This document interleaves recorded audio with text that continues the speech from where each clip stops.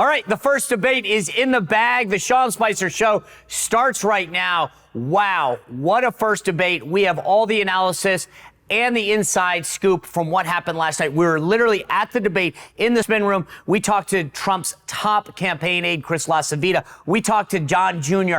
and so many other folks from the key campaigns about how their candidate did, what they think of Trump not being there. We're going to break it all down, what it means. Did it move the needle? How did Fox do? But right off the bat, we've got a great panel for you. Stefan Mihailu, the Deputy Communications Director for Vivek Ramaswamy, who had a big night last night. Ken Cuccinelli, the former Virginia Attorney General, who's leading Ron DeSantis' super PAC about how his candidate did.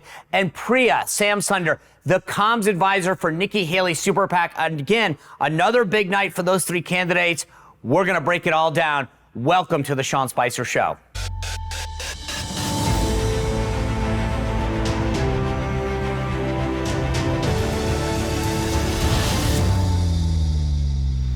All right, good Thursday to you. If you are watching this on YouTube, please stop for a second, just for a second. Subscribe, click on the notification button as well. Also, make sure you do the same on the audio version, Spotify or Apple Podcasts, and it doesn't matter, do them all. It helps a ton. We need to continue to grow the show. Share it with folks, but that's the subscribe key is key to this on all of those platforms.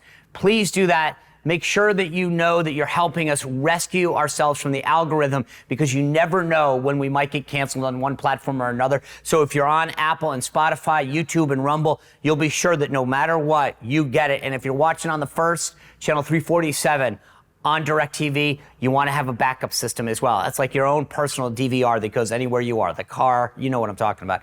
Anyway, right now, I want to before we get to this big analysis, I want to talk to you a little bit about Delta Rescue. They are an organization on a lifelong mission to care for animals that were saved from the wilderness. We're talking about not just dogs and cats, but horses and so many other animals. Because what happens to these abandoned animals is it's sad. And Delta Rescue takes a very sad situation and makes it really good. They are the largest care for life animal sanctuary in the entire world. I mean, this is not an ordinary shelter. For those of us who are animal lovers, and I've said before, I've rescued 3 dogs, right? You're always worried about the kill shelters. Well, again, this is a care for life center. No kill. It's a super sanctuary. Delta Rescue provides these saved animals with a place to play, to be loved, to get proper nutrition, proper veterinary care so that they'll live out their days peacefully and happily. Delta Rescue relies, though, solely on the contributions of people like us. They need our help to make sure that this no-kill shelter can help all these animals. No contribution, by the way, is too small. Every single dollar helps to go directly to help these animals. So if you're interested, please go do this because it's not just that. They'll send you a monthly newsletter that includes these fascinating stories and heartwarming stories. Take some time, visit deltarescue.org. They can answer your questions. They'll be happy to speak with you. This is not something you'll regret supporting and doing. If you can do that right now, go to deltarescue.org. All right, I want to bring in this panel. Thanks for joining me this morning. I just want to go down real quick. Here's the question that I think I thought. Actually, I think everybody had a good performance last night. There isn't a candidate. I don't know that everyone goes forward. I think Asa Hutchinson's going to have a hard time making the case going forward. Doug Burgum, nice guy, same thing. But I think everybody did okay. There weren't any big stumbles. The question that I think is on everyone's mind is, was that a show or does it move the needle? Are your candidates or any candidate going to go forward, going further, or was this just theater? Ken Cuccinelli, I'll start with you. Do you think that Ron DeSantis is going to get a bump, or anyone else for that matter? Yeah, I think he looked very presidential and strong last night, to pick a couple of traits. And, you know, as you know, I litigate, and I quote Clarence Thomas all the time. He said, you know, very few people win their case at oral argument, but lots of people lose them. And about half the stage last night looked like they didn't belong there. And that is right. Going to be a needle mover. And I do think, for my candidate's purposes, that he stayed above a lot of the fray. That wasn't necessarily how that was expected to go, but it did. And you know, one thing I think everybody should keep in mind: we're in a primary, but remember this: Donald Trump lost the first debate to Joe Biden, and he lost it with his typical style. And it really isn't a hard question. People don't have to believe me. They can go back and watch it if they can get through it. So before I get to you, Stefan, that kind of flip is not the direction we want to go. And a lot of the stage was going that way last night. So there's two things before I get to you guys that I just, because you touched on it. I think that there's probably it's going to be difficult for a couple of the candidates to stay in the race, right? Agreed. Is it your belief that you guys might pick up some of that, number one? And number two, is I've asked you this previously before. I mean, do you think it specifically benefits you in Iowa? Yes and yes. Yeah. I think that it's been very clear, really undisputed, that for those who do not choose DeSantis first, he wins the second ballot. So those just keep going to him. I think the biggest surprise among the folks who really didn't show last night was Tim Scott.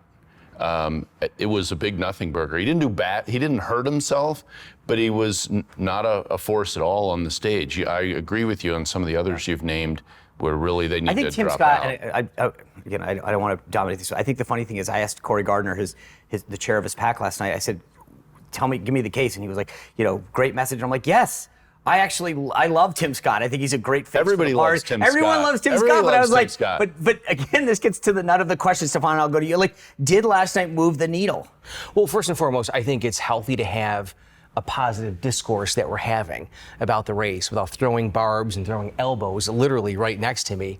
As a Buffalo Bills fan, it's almost like grudgingly saying, all right, Tom Brady's a decent quarterback. Well, first of all, he's a great quarterback. He's the best quarterback, but this is where, unfortunately. But look, I mean, for Vivek Ramaswamy, he's a business owner, political outsider, and amongst all those other candidates, you have 30-plus debate experiences. Vivek has never had one. The thing that I think was fascinating, I was in Iowa. I saw Vivek there. I saw DeSantis. I mean, look, the DeSantis campaign, as someone who's been involved in this for a while, they get that Iowa's an organizing state, right? They know what they need to do there. I think Vivek, you go online right now, there's a lot of chatter about him, but this gets to the question I asked Ken, did it move the needle? Because if you don't win Iowa or New Hampshire or South Carolina or Nevada, I don't, again, politically speaking, okay, how do you get the nomination? There is a huge ground game in all of those states for Vivek Ramaswamy, whether it's Iowa, New Hampshire, South Carolina, Nevada. But getting to the importance of the debate last night, it really was, for the most part, his first introduction on a national stage. Right. And even before that, Vivek was in second and third place in most national polls. I think his America First message is really resonating with the fact that he's not telling folks, I'm running against Ron DeSantis, I'm running against Donald Trump. That's not his message in any way, shape, or form. It's basically saying, I'm running for the American people. And you think you're going to see a bump tomorrow? Absolutely. I think we're seeing a bump right now when it comes to Vivek Ramaswamy. You mentioned social media, earned media. He is front and center as the one taking the most heat in the debate, which is a good sign. If there were no elbows thrown at Vivek Ramaswamy last night as the deputy communications director, I'd be sitting back saying, what did we do wrong? Right. And it's a message to us that he did everything right, that his message is resonating. What do you think about Nick? I actually thought on the issue of abortion, which frankly, to get this out of there, I thought the way that it was framed was ridiculous. It was like a negative, like your party should be in the fetal position when you talk about life. I'm proudly pro-life. I think that, and I thought Nikki Haley actually did a really good job of communicating that, not just to primary and caucus goers, but it was a great message to the rest of America about how conservatives should handle abortion. What did you guys, do you think last night, same question, do you think it moved the needle, not just for you, but the field in general? What do you think shakes out of this first debate, or was it just a good show? No, I absolutely do think that it moves the needle because, again, this is the first opportunity for Americans to see these candidates as who can be the candidate to beat Donald Trump next January when we start the primary caucus season. But when we look at the debate last night, Nikki Haley hit every single point she was supposed to hit. You talk about abortion. That's what happens when you put a woman on the stage and put her in the room and say, I'm a mom, I have a daughter.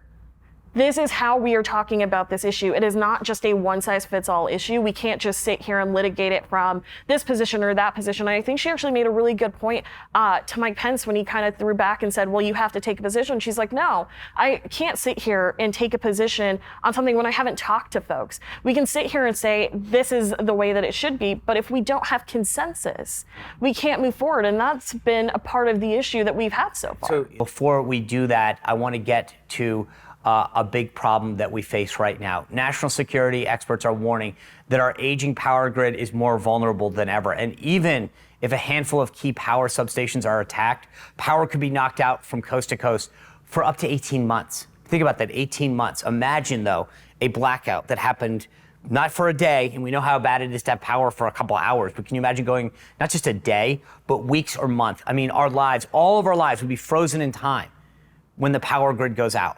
Lights all over the country would go out, and I get it. We live in darkness, it would be tough at night, but it's not just that, right? It's so many more things that we rely on, which is why having our own solar power source is more important than ever. So if you get the Patriot Power Generator, you get a solar generator that doesn't just install into your house. It can go anywhere. It's portable. You can take it with you wherever you go. If you're traveling, if you're on the move, if you want to bring it inside your house, you can actually bring it inside your house.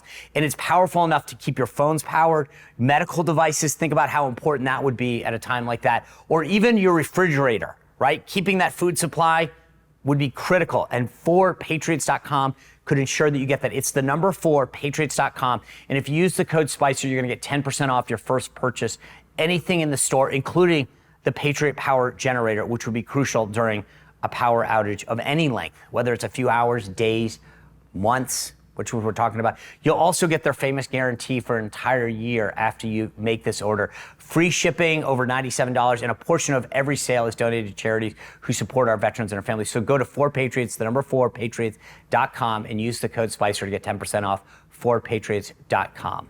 And again, Trump wasn't there last night, but I was actually really impressed with his bracketing effort. Chris LaCivita in the spin room, Jason Miller, and there were literally signs. Security was trying to keep them out, right? And Don Jr. was there, and I was like, I kept asking them, if you guys didn't want your candidate to be here, why are you here?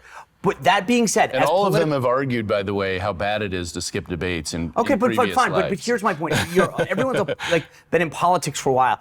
All that I said, I was actually impressed with their bracketing and response effort the night before. They were having dinner with all these reporters that, frankly, I was like, you got to be kidding me. But at the end of the day, again, just from an operative standpoint, I was like, okay, I get it. Like, did Donald Trump suffer at all last night for not going to this thing? Because the Tucker thing, again, just on its face, and I talked to Governor Walker about this morning, and Mark Halpern, and we were doing this debate thing. They're going to go out and say 70+ million people watch this on Twitter. I get it. It's not apples and oranges. But a lot of people were saying, was it a mistake that he wasn't there? Well, Vivek Ramaswamy has said from the very beginning he had hoped that President Trump would be there for that first debate, and certainly hopes he'll be there for future debates. He's not going to Simi Valley. It's not going to happen. I don't know. We shall see. Real quick, hold on. We shall see. Wait. I just want to get through this. Shows up at Simi Valley, yes or no?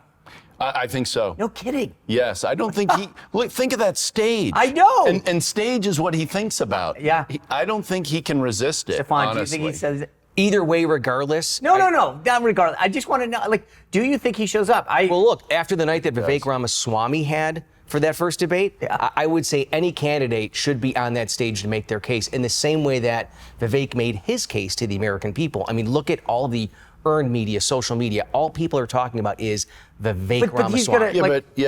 Look, the weekend before George Bush's presidential, news hit about his drunk driving. Right. All good news is not good news. And I appreciate the energy that Vivek brings, but the reason he had as much airtime is the attacks coming from the other candidates for all the flip-flopping. And, and he just denies positions he took recently. This is where it goes downhill after we said we're going to play nice. But do you think Donald Trump That's reality. Valley? Absolutely not. He doesn't think that he needs to show up. And to your point, you talk about Vivek being the reason why Donald Trump shows up in California next month. To your own point, just a few minutes ago, you said that he's not running against Donald Trump. Well, if he's not running against Donald Trump has no reason to show up and prove his point against Vivek. Just to be clear, so here's the thing, and I said this to LaCivita last night. I think once it becomes, if there were 3 candidates left, your 3 candidates, which as of last night, I actually think this is where the field starts to winnow, right? Somebody starts to benefit a little. That's when Trump says, I got to get in, because it's now becoming more of a binary choice, right? But until then, And then it's an admission of weakness. Because his whole case right now is, this is over. That's his case. He's not telling the American people how he's going to make their lives better. He's not telling the American people. But don't you think, I mean, just objectively, that's a big difference. I don't think that there's Sean. anybody last night that would have, like, he would have said anything on a position. Like, right, it was almost like Mike Pence was to some degree a stand-in the sense that he was like, in the Trump-Pence administration, we did this. Yeah. I mean, in a weird way, I was like, okay, that's Donald Trump's case. You're basically saying, like, he's not here, so I'm here to make the case, but I'd like to take But look, out. Vivek Ramaswamy made his case on that debate stage, and I respectfully disagree with my friend, the fact that he took the most fire out of it. And look, if Donald Trump shows up for the second debate, he'll absolutely take the most fire and play the role of Vivek Ramaswamy. I actually think last night, if I were, I mean, like, and I don't think any of you are making this case, but I actually think it benefited every one of the candidates here that he wasn't there. They had a chance to talk. They weren't, you know how it would have been last night with Trump. He would have been like, no, little Ronnie D or Vivek. I mean, he would have nicknamed everybody. It would have been a, back and forth. Last night was actually a chance where I think that I, as someone who knows each one of your bosses, but I was like, that's a really good, I think that every one of them did something well to make a case. Now, did it move the needle? That's for you guys to do. But I actually think that there was a benefit to everyone there by him not being there because they weren't constantly, getting interrupted or responding to a nickname. Well, there are two sides to that coin. Donald Trump is Donald Trump's worst enemy. I mean, that's how you lose a debate to Joe Biden. You don't prepare, you're impetuous, you have no self-discipline, and that's what he did in the first presidential debate in 2020. He still does the same thing. He's still very impetuous, no preparation, just wings it.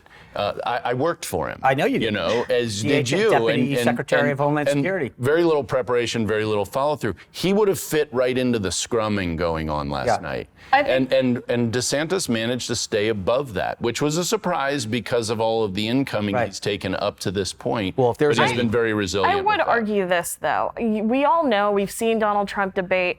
He has a certain guerrilla-style warfare type of debate style. We saw it against Hillary Clinton in 2016. You're absolutely right. This is these 8 candidates that were on the stage. This was their first opportunity to introduce themselves on a national stage. Right. So they didn't have to compete with Donald Trump saying no, yes, whatever, all night long. The media wanted Donald Trump there, right? I believe fundamentally that if you're any candidate last night, your goal was to not necessarily cannibalize his supporters and go after him, but to build the case that you should be the guy or the woman to go against him. And so that's why I was like, it's almost like, I grew up in Rhode Island. The America's Cup was a big thing. And you have the Challenger Series and the Defender Series, right? And the Challengers all, the other countries, Australia, New Zealand, Spain, England, would all sort of race to see who takes on America, right? And last night, which is what my view was last night and probably in Simi Valley, I think it becomes a race to see who takes on the challenger because I believe that it is going to get down to 3 or 4 candidates. Right or wrong, what you're saying, Ken, I get it. But the reality is, and then I think Trump jumps in and says, now I'm going to do this when I think that there are 3 or 4. But look, no question, the oxygen in the room was not taken up by Donald Trump in that first debate. And it was, and you can't argue with this, it was taken up by Vivek Ramaswamy. Look at the news cycle. Not for good reason. I believe it's 100% a great reason. If we're taking fire, that means you're in the front. No one's taking shots or no one's taking fire at someone who's in the back of the pack. I would disagree with that. I have done comms for 10 years, and I will also say, taking fire is sometimes a good thing. But if you're taking as much heat as Vivek did last night, it's a sign that you're doing something significantly wrong when every single person on that debate stage agrees that your foreign policy takes are kind of dangerous. Wholeheartedly, it's an America First policy from Vivek Ramaswamy. And when it comes to that debate, can I ask you a question? Though? Here's the thing that I thought was funny.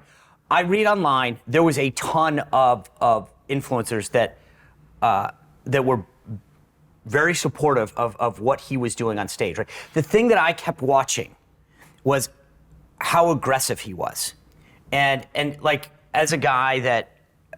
Just how I would have never called Mike Pence, and I've known Mike Pence since the day he was literally elected to the House. Mike, right? Yeah. Vivek Ramaswamy, and I say this, so this is the question I'm asking. He was like, Mike, and I'm like, okay, just respectfully, he's the former Vice President of the United States.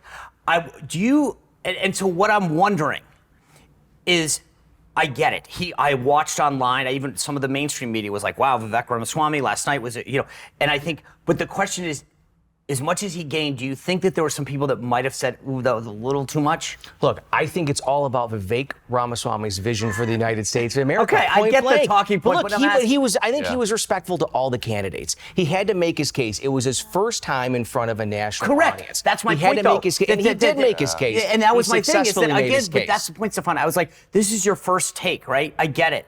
And I think that and again, this isn't I get, like, there was a lot of punches that he landed, right? And I was just like, okay, I get it. The outsider mentality, I think, and I as somebody respectfully, I was like, hey, I actually think Mike Pence made a mistake saying, like, I've been in Congress 32, and I was like, dude, you don't want to, you don't double down on how long you've been in Washington right now. But I kind of went, okay, did you, it's that jump the shark thing, right? And I was like, okay, I get it. You landed 10 punches, but did the 10th one maybe? Of course, I respectfully disagree. When you look at the 8 candidates on the stage, you've got, minus Vivek Ramaswamy, you have 30-plus debate appearances between all of them. It was his first time debating. He hit it out of the park. That doesn't matter. He talked about his America First agenda, and it does matter because his message resonated with American people. No, but I'm giving you credit for the message. Watching is grading on a curve. Wait, just hold on a second. I'm giving you credit for it. I'm saying I get it. I'll take it. I know, but then I was just saying, but it was, and I'm not judging. I'm literally saying, I'm asking the question because I was wondering as I watched it. Right, I was like, I wonder if older, like, again, first caucus state, Iowa. I watched him up there. I watched all of your candidates in Iowa and how they were resonating with caucus goers and fair goers. But there's a degree in the Republican Party of voters who respect sort of institutions and authority, and then there's a ton of grassroots that don't care. They get, and they're like, go at, and so he definitely played to that, right? But that's what I'm wondering, is that, where's that balance? Well, I think it's the balance of just taking his message and sharing it with that entire audience. And at the end of the day, everyone in Milwaukee is going to make their final judgment on Vivek Ramaswamy's performance in that debate, the people of Iowa, New Hampshire. Again, from that perspective of having respect for other candidates, Vivek Ramaswamy is the only candidate who, again, consistently states he's not running against Ron DeSantis. He's not running against Donald Trump. Then what is he running says it all for? the time. He's running for the American people. Every other time, for the American right people. after he says that, he attacks Ron DeSantis. So that's why we expected all the incoming last night. And the incoming came to Vivek. It did because of all the flip-flopping. Here's what I'll say. I talked to a lot of folks after the debate just to kind of get their sense, a lot of friends, family. And the one thing I heard over and over again about Vivek and Ron is that, one, Ron was forgettable. And that with Vivek, he had too much swagger for a guy who didn't have a resume. His ego was cashing checks that his resume couldn't, I think that there's a look. And it's just when you kind of have that level of bravado coming into it, it can rub people the wrong way, and that's exactly what I think for a lot of Americans happened last night. This is a guy who spent his entire life in the private sector, who developed 5 FDA-approved drugs, and those treatments saved the lives of children and improved the lives of cancer patients. And he's never served in public office once, and I think he's a political outsider. He's a political outsider, and that's why he resonated. One thing that it was funny, I was talking to someone last night about their takeaways, and I had written all these notes, and here's what I thought. And the first thing they said to me is, I don't think Biden came up enough, and I think that and I was intrigued by that. Do you think? Let me start I kind of thought about it afterwards, and I'm like, did we land enough punches on Joe Biden? Did we spend more going after each other? But because I felt like literally, and again, all these things got brought up. But the idea that Biden blew off Maui, he goes on vacation in Rehoboth, he goes into Maui and says, like, hey, my feet hurt, and let me tell you a story about my kitchen and then goes on vacation again. And I was like, to me, and then, obviously immigration, Afghanistan, but I was like, did we prosecute the case enough? I kept saying going into the debate that some of the candidates should get up there and be like, I'm the best person to go against Biden. Overall, not your candidate.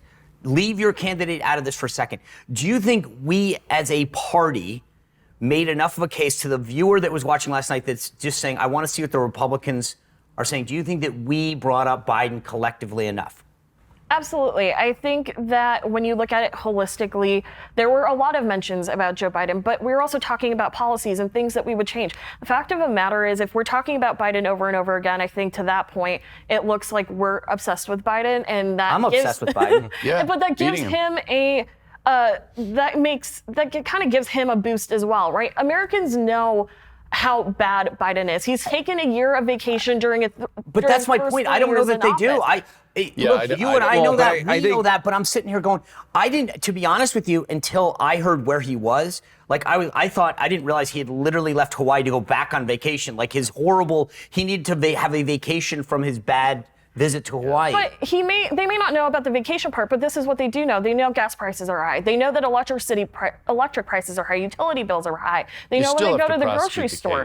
And they are making that case. And they're saying, this is my alternative. They have made that case. I know Nikki Haley has definitely made that case over and over and over again. Yeah. So it's not necessarily about relitigating all the bad things that Biden has done, but you have a very limited window of time, especially with 8 candidates up on that Stefan, stage. you can't say Vivek Ramaswamy.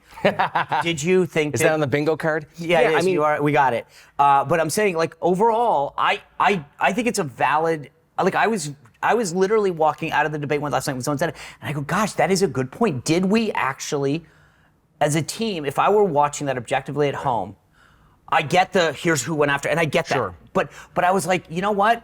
Like, we didn't bring up Afghanistan and what that's done. We didn't bring up why his policy in Ukraine is giving China this notion of coming after Taiwan. And so again, do you think collectively, you cannot say your candidate's name, do you think that we as a party made a case to the voter out there that said, I want to tune in and see if Republicans are better than Biden to lead this country? Well, it's a great question. And one of the things that I looked at this morning was, okay, what was the topic that was most talked about? Yeah. And I was hoping that it would be the disastrous Joe Biden agenda. And it wasn't. It was the topic of abortion. And look, I'm a father of 4. You know, my wife and I, just like a lot of other Americans, we live paycheck to paycheck too. We're looking at our checking account every single day to say, okay, how much are we going to spend to put gas in our car, groceries on our table? That's what the American people talk about. That's exactly what the American people want to hear from. But that's the point, is as a Republican last night, I would vote for anyone on that stage. Anyone. Actually, I'd vote for most of the people in the audience, too. Because that's how bad the country is. Where was that message last night? Well, and that's the one thing that we could absolutely agree on. At the end of the day, no matter who the nominee is going to be, and obviously we have our respective candidates, but it's got to be someone who can replace Joe Biden. Yes. I mean, our country is in bad shape. Yes. My family. Again, you can't say Ron DeSantis. Collectively, the case was not prosecuted. I will say Fox, put one video clip up there that was relevant to this subject. And I will say the candidate whose name I'm not going to say looked the most presidential and talked about emergency response and continually came back to beating Bidenomics. Okay. And because that is the goal. The goal isn't to be the nominee. It's not just the Bidenomics, goal is to man. be I understand, but that's what's killing. Right. That's where we kind of agree, right? Right. Is that's the biggest challenge for Americans out there. And the candidate I'm not naming, who I'm helping run for president, kept coming back to it. Even when Fox tried to take him backwards in time, he said, no, we're going to talk about the future.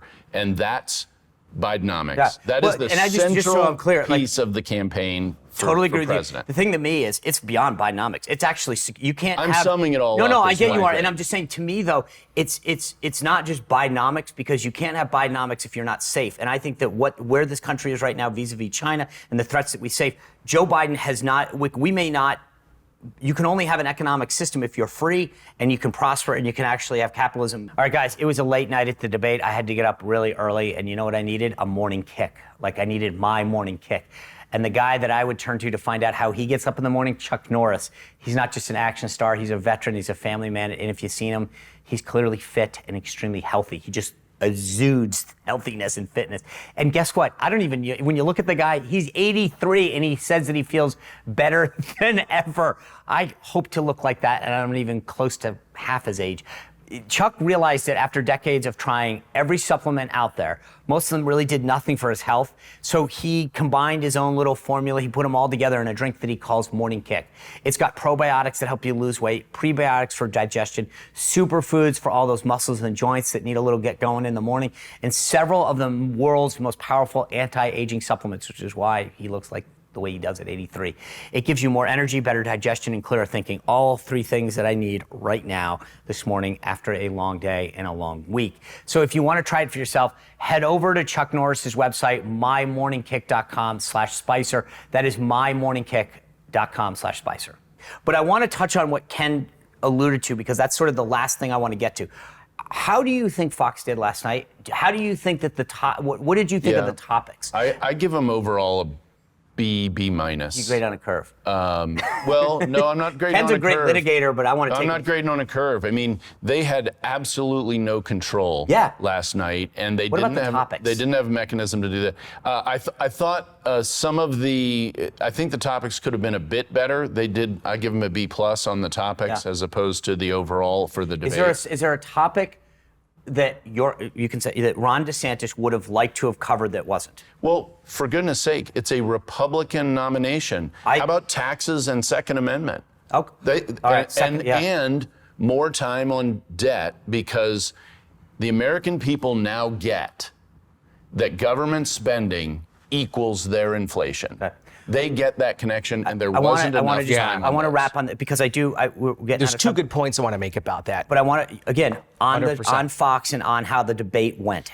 As far as the debate is concerned, I'm the son of immigrants. My family came to America in 1965 with nothing. And I half jokingly say they learned English from the numbers 1 through 75 and bingo. I mean, last night I thought, how great is this country that 8 candidates can sit on that stage, whether Fox asked the right questions or not. I thought it was a great debate that the 8 people can say, you know what, here's my case to be the next president of the United States, and this is why I should be the leader of the free and Western world. That being said, the Second Amendment was never brought up. A lot of time was talked about abortion and the economy. Go back to James Carville, it's the economy, stupid.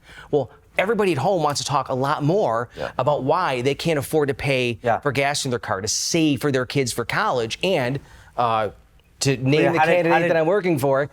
I thought he did a great job. How do you think Fox and the moderators did? To paraphrase Nikki Haley last night, amid all of the chaos, you need to get control of the room. But the control was one thing. I'll add it to your list, right? You talk about the Second Amendment, the economy, debt. No. What about veterans? What about China? Yep. I was like, to your point, Ken, this is a Republican debate. Right. I was like, insert Chuck Todd, George Stephanopoulos.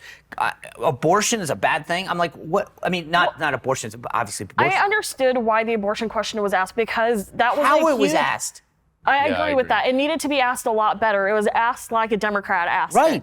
But I also agree. I think we needed more questions about Second Amendment. Hakeem Jeffries was in Colorado last week, and he called the folks who support the Second Amendment diabolical. I mean, we didn't even have a question on that. That's insane. I live in the People's Republic of New York. I have a concealed carry permit. And it's dangerous for me to literally walk on the street, because I don't know if I'm going to be arrested depending on where I carry in New York. So that one's. I actually thought the funny thing is where you were going to go. I think, and DeSantis too. I actually think both of your candidates.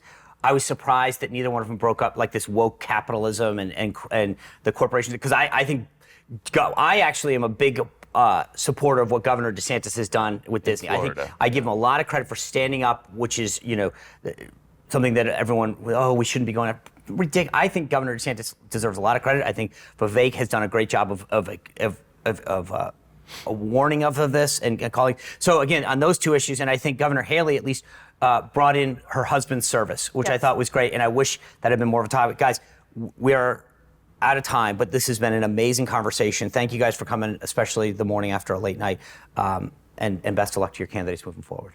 Thank you. Much appreciated. Thanks, Sean. Thank you.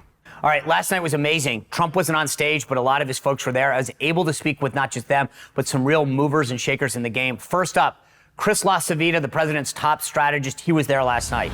President Trump was not here on the stage.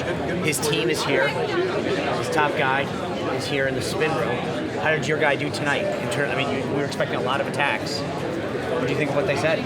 Well, it's amazing. I think that, President Trump's decision not to attend the debate was probably validated in the first 25 minutes of the debate. And then at the end of the day, when you add it all up, this was the day Ron DeSantis' campaign died, and not even being here, Donald Trump won. So let me ask you this strategically. Explain to people, President Trump's not here. I've said very publicly, I think it's stupid for him to be here. Yes, a lot of these folks needed a name tag to be identified. Right. President Trump's okay. Right. But why are you here? You're his top campaign aide, Jason Miller, standing behind us. Why did you guys want to be here and have surrogates in the spin room, as opposed to just letting these guys have their night? Well, even though the president wasn't here, he had hundreds of volunteers outside, rallying at 4 a.m. and getting people lined up for morning shots. So we have a presence everywhere, all the time. And in terms of, having top, staff at the campaign, we're here to convey the message, and we're also here to set the record straight, and we're also here to put hits. Quite frankly, to make sure that our opponents know that, anything they say is going to, Tonight, at the security entrances, there was a sheet that had Jason Miller, one of your communications folks, and it said, "Do not let anyone from Trump campaign in." Justin Capioli had his name on there. Yep. What does that say that they wanted to bar you from coming in? So, what do you think about? They had a picture, right, like a mugshot picture, and it was like a terrorist watch list, and it was done by, the security contract, the security company was contracted by, we believe, by Fox, and it said, if you see something, say something, and, right, and it had these pictures of, do not provide access, and it was also to Vivek campaign, anybody associated with Larry Elder, right, and then of course, our top communication staff. I'm quite frankly, I was a little disappointed that my name wasn't on there, but probably after we'll get tonight. You on there. Oh no, after tonight it will be. But then they blocked us access into the spin room. Right. After they gave us, they were denying, Matt Gaetz, Congressman Gaetz from Florida. They wouldn't let him in. So how did you get in? We went around the other way, and that came in the other way. There's a will away. This is the Marine in yes. But do you have any ill will towards Fox or how they handle that? Well, I'm not happy. I mean, I think we're all disappointed in the fact that that someone is closely associated with Fox or has a responsibility that's entrusted to them by Fox would single out senior members of a presidential campaign, and by the way, the front runner for president, the former president's top communication staff, single them out and attempt to deny them entry into a public event.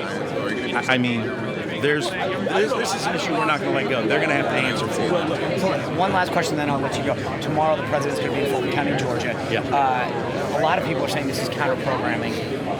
You guys are here. What do you read into? Is the president just turning himself in, or is the timing specifically to suck the oxygen out of any response? Well, I mean, it had to be done before Friday. Right. It could have been done today or Friday. And I can promise you, if we wanted to counter-program it, we'd have done it tonight. Okay. All right, Chris LaCivita, good to see you in Milwaukee. Sean, great seeing you. All right, it wasn't just his top aide, Chris LaCivita, was there. His son, Don Jr., was also there. He spoke to us for a little while. Let's see what he says. Don Jr., you're here. Your dad's not. What do you think tonight? Listen, I think my father made the right call. He won the debate and he didn't even have to show up. The only person that had to actually perform was Ron DeSantis, and he failed miserably. He was a wallflower.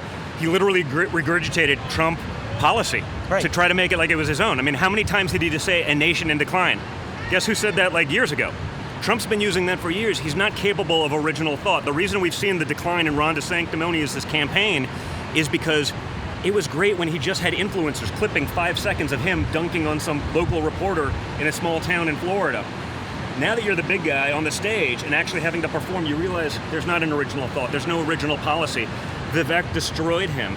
Everything was so forced and robotic. And worst of all, Sean, for anyone who's watching who understands what's going on in the world as it relates to weaponization, if you have to do this, look around to see if you'd actually do something about it. Let me see which way the wind's blowing. Vivek had it right. Which way is it going to go today? Oh, I'll do that. Which way does Jeff Rowe tell me I can answer a question, or one of my billionaire donors? That's what we saw from Ron DeSantis, and I think this was the end of his campaign. So there's a lot of people in the Democratic movement that I think are trying to changed the game through a conviction of your father.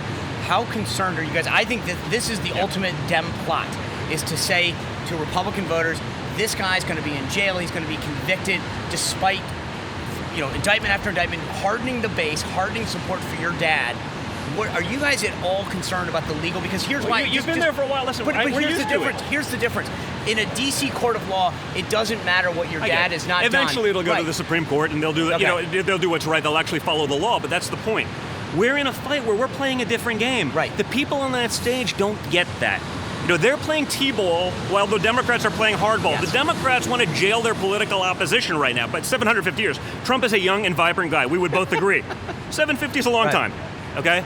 But that's what we don't understand. We pretend they're decent people. We think they're going to try to abide by the Constitution. They could care less, and they laugh that we think they care. Exactly. It's a different ball game. The people of America understand that. They know that Trump's the only guy that's actually delivered on all of the promises all these guys make. Everyone promises to move the embassy in Jerusalem. Everyone, they're going to get peace in the Middle East. Sure, it's been a promise for decades. Who's the only guy that actually delivers? Energy independence, keeping inflation down, job creation across every demographic. Trump actually did that. For everyone else, it's a talking point. Yep. Don Jr., thanks for catching up. Good to see you, buddy. Good to see you, buddy. Thanks. All right, well, Trump's campaign team was optimistic. DeSantis' campaign team was also speaking very highly of how their candidate did. His campaign manager, James Uthmeyer, spoke to us as well. James Uthmeyer is the campaign manager for Ron DeSantis. How did your guy do tonight? I think he was the clear winner. He shined above the rest. It almost seemed like everybody else was really fighting for third place. We were expecting a lot of attacks. And So when you say fighting for third place, you believe your guy is now square at second, and everyone else tonight was fighting for third? I think it's definitely a horse race. I think it's Donald Trump and Ron DeSantis. Everybody else was kind of fighting in the mud, and he was the guy that looked like a president. Strong and confident. What lines do you think stood out tonight for you that the governor gave to Republican voters? I think his answers on immigration were most important. Border security is a top issue for Republican voters. He made it very clear that he will take action day one. He'll declare a national emergency. He'll send troops to the border. He will actually finish the wall. And if the cartels are fighting their way in, he's willing to use lethal force. He'll stop them. There was a memo that came out from the super PAC supporting Governor DeSantis that laid out 4 things. Defend Trump, talk about the family a little. I didn't see him lean into that. Was that by choice? Was that something that you prepared the governor for? Was it something that he was never going to do in the first place? How do you guys, like I said, a lot of people were trying to figure out how that memo would play into the strategy. Sure. So first of all, as he's already said, that memo, that wasn't internal, wasn't a campaign memo. He didn't even look at it. The super PAC. Pushed it to the side. Right. Really, he focused on the issues and he talked to the American people. Donald Trump didn't really come up the first half of the debate because I think people want to hear about issues. They want to hear about policies, and the governor has shown in Florida he doesn't just have ideas, but he does absolutely everything he says he will do. So let me ask you this. I've talked to Ken Cuccinelli about this a while ago back. I believe that if Donald Trump runs the first 4 early states, he becomes the nominee. DeSantis, I was just in Iowa. Everybody's giving high marks to the DeSantis campaign operation in Iowa. How important is a victory in Iowa for you guys to stay in the race? Listen, we're going to take it one day at a time, one step at a time. The governor, he rolls up his sleeves, he gets to work. He's moving through Iowa. We do think we're going to do very well in Iowa, but we're looking at other states too. But I mean, let's face it. I think, like I said, high marks for the organization in there. He's going to all 99 counties. He's made it a priority. If he doesn't come in a strong second or a first, where do you think that puts the campaign? I think he's going to win Iowa. Okay. We feel very good about Iowa. I don't know that he has to win it, but I think he will win it. Like you said, we've got chairs in all 99 counties. He's going to hit them all. He's talking to voters every single day. They love meeting him and his beautiful family. They're learning about his service in the Middle East. He volunteered after 9/11. They're learning about the man that is Ron DeSantis, a guy that is a strong leader. I believe it showed on stage. He is the strongest leader, the best, most likely person to beat Joe Biden. Okay, thanks for sharing. Yeah, thanks, Sean. I appreciate it. All right, I really enjoyed that conversation. Why? And this is why this show is so important. These 3 folks that were sitting next to me are all in the game. They are all going to make decisions for their campaign or their Super PAC's campaign about what happened last night. You're watching a bunch of shows, or a lot of people are, that have a bunch of pundits, a bunch of reporters. I walked up this morning and I saw one person say, I couldn't believe who this Vivek Ramaswamy was. That's right, because most of these folks don't know who our candidates are or have anything to know about the issues that are important to Republican voters. This is the problem with corporate media. And this is part of the problem with last night. We talked about it today. The issues that matter, veterans, Second Amendment, China, our military, Biden, so little of it actually came up. Why? And how are things going to get better as we head to that next debate on September 27th? Part of what the goal of this show is to do is to give you the understanding of what's happening in this process. That's why we were in the spin room last night. We were talking to these campaigns. We were talking to the top movers and shakers. How did they think they did? What are they doing going forward? Did it move the needle? What are they going to do to make sure that they're the ones taking on Trump? Will he come? Right? You heard Don Jr. talk about his dad, Chris LaCivita talk about Trump. I don't think that we're going to see a lot of, I think some of these guys might get a point or two, but I also think that we winnowed the field a little. I think some of these people aren't going to go further. How does Asa Hutchinson make the case to go beyond? Doug Burgum, nice guy, really good governor. I don't think he can stay in the race much longer. I mean, he's got a ton of money, but I just don't know that there's going to be a lot of case for those guys going forward as we head to the Reagan Library and the standards get a little bit stronger. Mike Pence, again, we'll be interested to see what happens. Tim Scott, nice guy. So, did the needle move? We'll find out. But it's also, remember, don't focus on those national polls. Did it move the needle in Iowa, New Hampshire, Nevada, South Carolina? That's the key takeaway. We're going to figure that out real soon. Tomorrow, though, we have a great conversation about Hunter Biden with Ron Johnson that you're not going to want to miss. This is crucial. It's not just what we know about Hunter Biden. Does Mitch McConnell, does the rest of the Senate leadership want to go forward with it? Not just now, but if they get a majority. We are going to do that. Also, we will be starting to break down what happens with this Fulton County indictment with President Trump. How does that affect the race? What do the candidates say about it? I want to know what you think. Go to my Locals channel, SeanSpicer.locals.com. Let me know what you think. And as we get ready for next week, we're really going to talk about this, the legal consequences of what happens. Thanks for tuning in. We will see you right back here tomorrow on The Sean Spicer Show. Well, if you enjoyed this content, make sure to like this video, subscribe, and click the notification bell to get more.